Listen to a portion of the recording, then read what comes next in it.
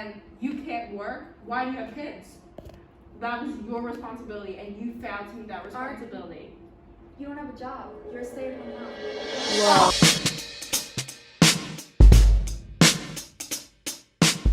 Hi, and welcome to Middle Ground. I'm your host, Emily Kasinger, and today we will be debating whether or not the U.S. should adopt a universal healthcare system.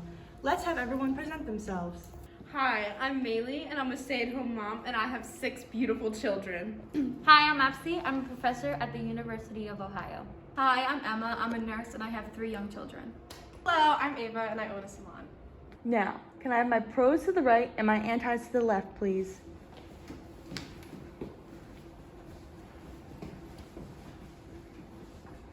Step forward if you agree with the following prompt. Healthcare is a human right and it should be funded by taxpayer dollars.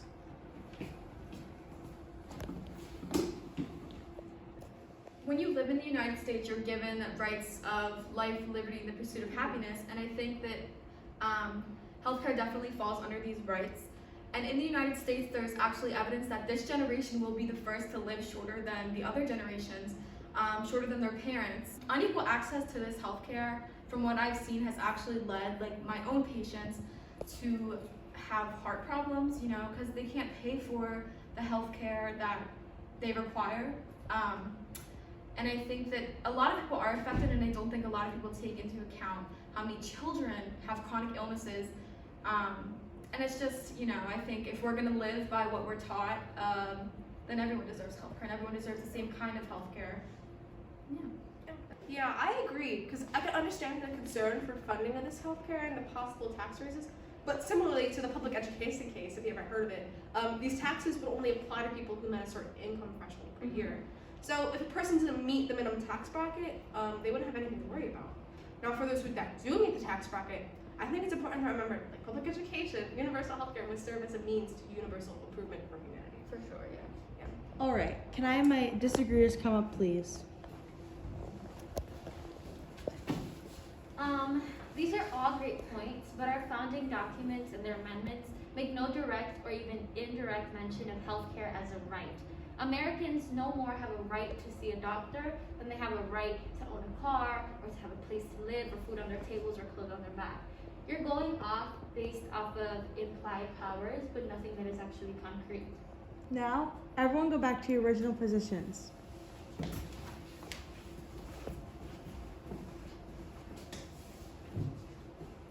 Now step forward if you agree with the following prompt. You shall work for what you have.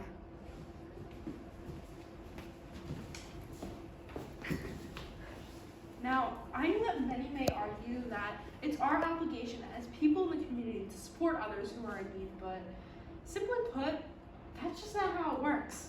Why should I pay more taxes in order to cover the health care of another person? If we look at countries with universal health care, they often say that although the health care is free, the quality of it is poor. Now, there is ways to get free health care through your job provider. So if you want free health care, work.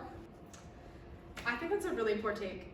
You're not considering people who can't work, who need help and support from others, like children and people with disabilities.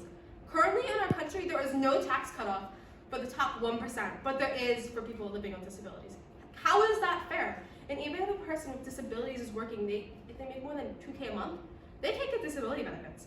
So clearly there's a bias to the system that's made to benefit an elite minority. All right, can I have my disagreeers come up, please? I actually don't agree with you at all, Maylee, and I think that you are lacking empathy. If you think everyone needs to work for what they have and you don't want to pay for another person, think about it like this. Don't we work to pay our taxes? So if universal health care would be funded by taxpayer money, wouldn't we be working to pay for our health care? I'm sorry, but I just think that no matter what your situation is, you should work. You know, if you have kids and you can't work, why do you have kids? That was your responsibility, and you failed to meet that responsibility. You don't have a job. You're a stay-at-home mom. Whoa, whoa, Okay, whoa, my whoa. question is, top earner. All right, let's try keeping things respectful today. Can you all please go back to your original spots?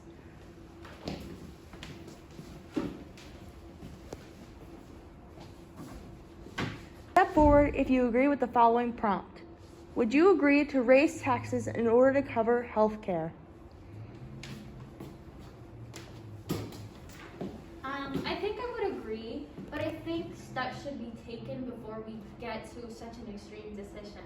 In theory, it's a good idea, but the government would have to use a lot of their funds to cover the cost.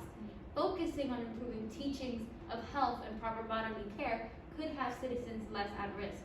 Through an integration of medical science, health research, and educational models, healthcare and school systems could be required to teach and evaluate the acquisition of evidence-based skills and behaviors regarding diet, mental health, and physical activity. I feel like the effects on health would be profound. I understand that may not work for everyone. If we focus on the numbers, medical debt is the number one reason for bankruptcy in this country.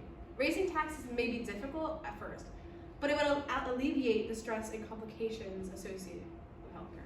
All right, for this next question, I'd like to ask everyone to come forward.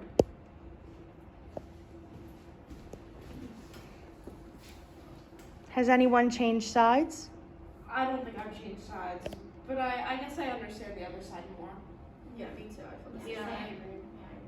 All right, thank you everyone. That's a wrap.